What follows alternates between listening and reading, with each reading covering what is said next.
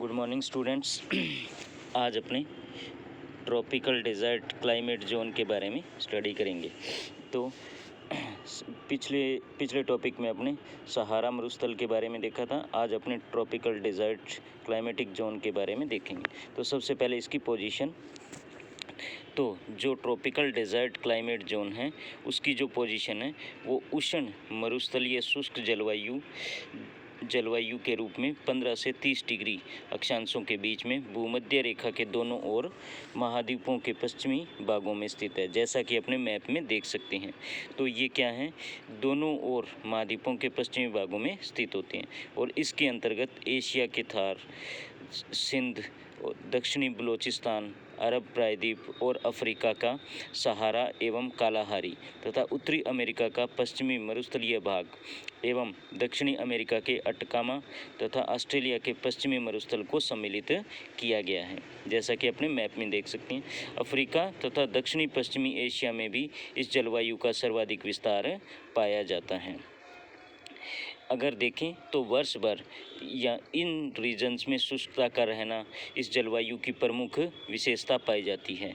इस शुष्कता के कारण भी बहुत सारे पाए जाते हैं, जैसे कि मध्य अक्षांशों के चक्रवात यहाँ तक नहीं पहुँच पाते हैं। नंबर 2, विषुवत रेखा से इतनी दूर है कि इंटरट्रॉपिकल कन्वर्जेंस या ITC का प्रभाव यहाँ तक नहीं पहुँच पाता है। नंबर 3 देखें तो पूर्वी तटों से इतने दूर हैं कि आर्द्र सागरीय जो हवाएं होती हैं यहाँ तक नमी नहीं पहुँच पाती हैं। और नंबर 4 यदि देखें तो प्रति चक्रवाती दशाओं के कारण वायु नीचे बैठती है, जिसके कारण उसमें स्थिरता के कारण वर्षा की सामर्थ्य समाप्त प्राय या अपने कहें कि बिल्कुल नगण्य हो जाती है। जब कभी वर्षा होती भी है तो धरातलीय ताप इतना अधिक होता है कि वर्षा की बूंदों का धरातल पर गिरते ही उनका वाष्पीकरण हो जाता है या थोड़े समय बाद इसका वाष्पीकरण हो जाता है, क्योंकि इन रीजन्स में वाष्पीकरण या इवोपरेशन की जो रेट होती है वो अधिक होती है।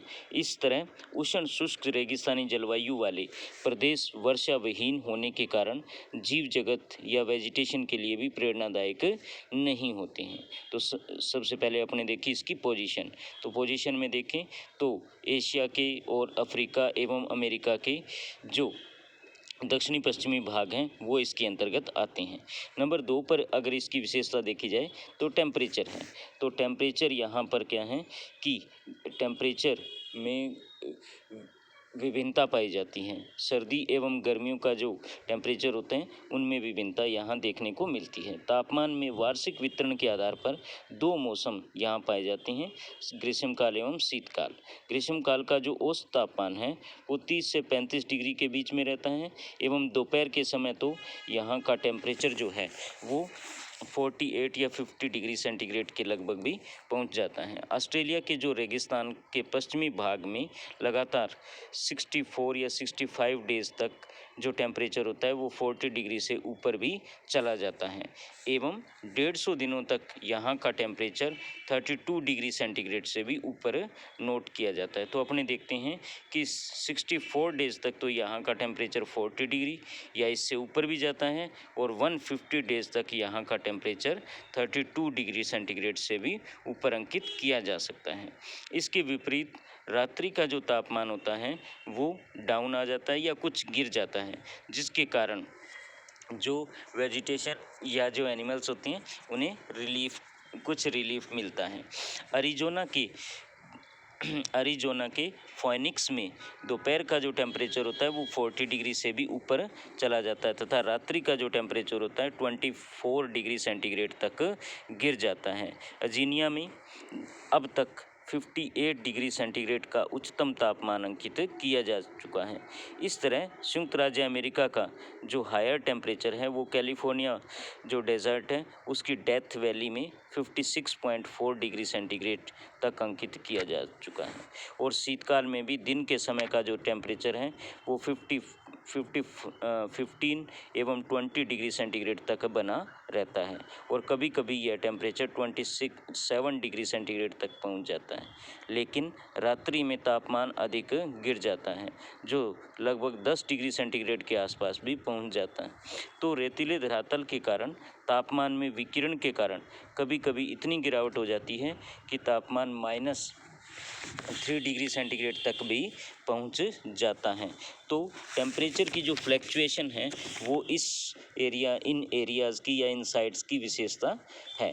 इस तरह उष्ण शुष्क रेगिस्तानी भागों में वार्षिक तथा दैनिक तापांतर दोनों अधिक होते हैं और सामान्य रूप से औसत वार्षिक तापांतर 17 डिग्री से 22 डिग्री तक हो जाता है, परंतु कभी कभी यह 22 डिग्री के ऊपर भी पहुंच जाता है। यह उच्च वार्षिक तापांतर खुले आकाश, वनस्पति रहित धरातल, कम आर्द्रता और भूमध्य रेखा से दूरी, रेतीली मिट्टी के कारण होता है।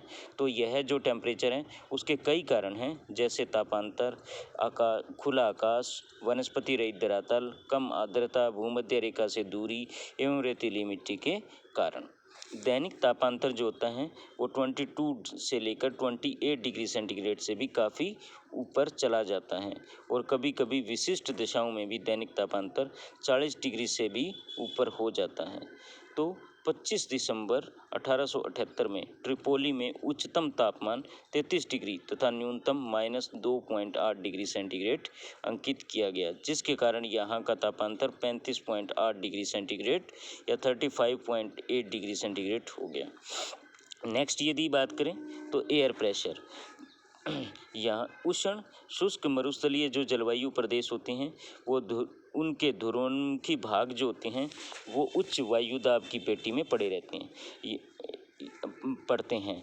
यहाँ का जो वायुदाब होता है वो अत्यधिक पाया जाता है। अतः डाइवर्जेंस के कारण उष्ण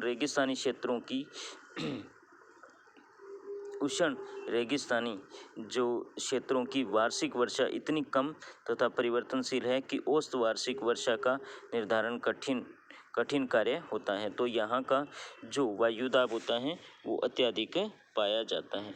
नेक्स्ट यदि बात करें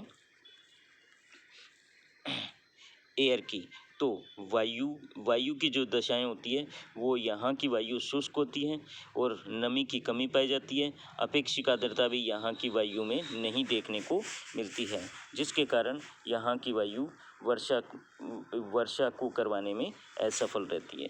नेक्स्ट यदि बात करें प्रेसिपिटेशन की या वर्षा की, तो उच्च रेगिस्तानी क्षेत्रों की वार्षिक वर्षा इतनी कम तथा परिवर्तनशील है कि औसत वार्षिक वर्षा का निर्धारण कठिन कार्य है और उसके होते हुए भी औसत वार्षिक वर्षा 10 इंच या 25 सेंटीमीटर से 15 सेंटीमीटर तक ही होती है, लेकिन ये आंकड़े चेंजेस होते रहते हैं।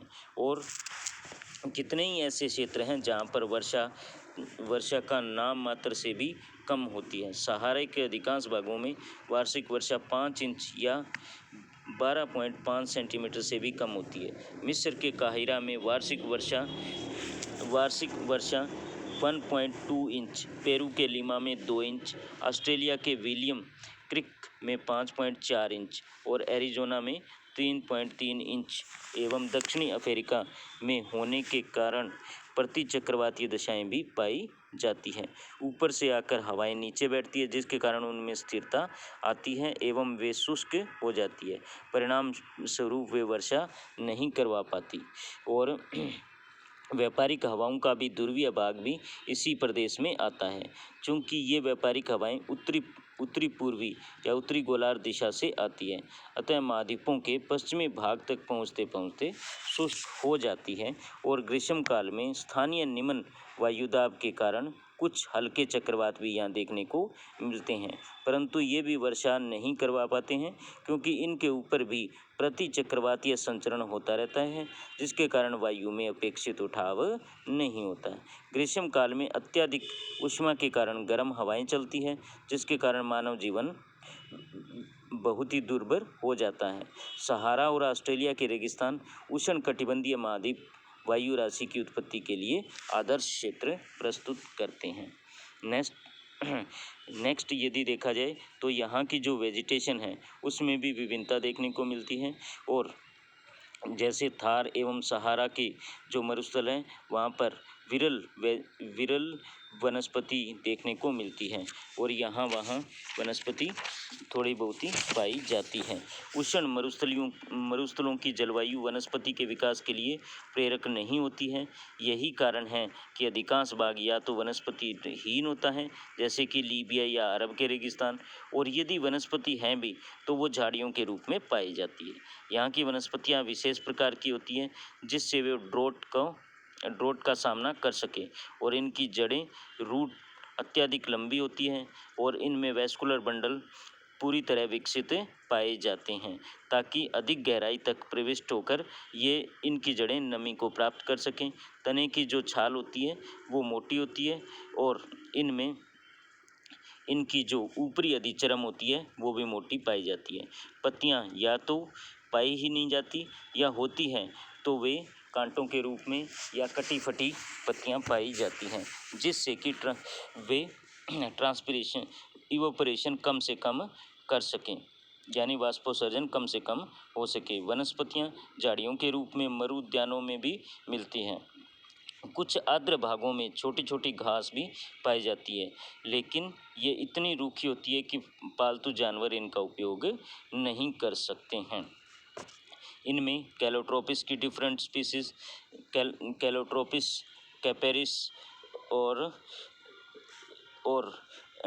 टिकोमेला एंडुलेटा की डिफरेंट स्पीसीज देखने को मिलती हैं। तो इस प्रकार से वेजिटेशन का अभाव लगभग पाया जाता है।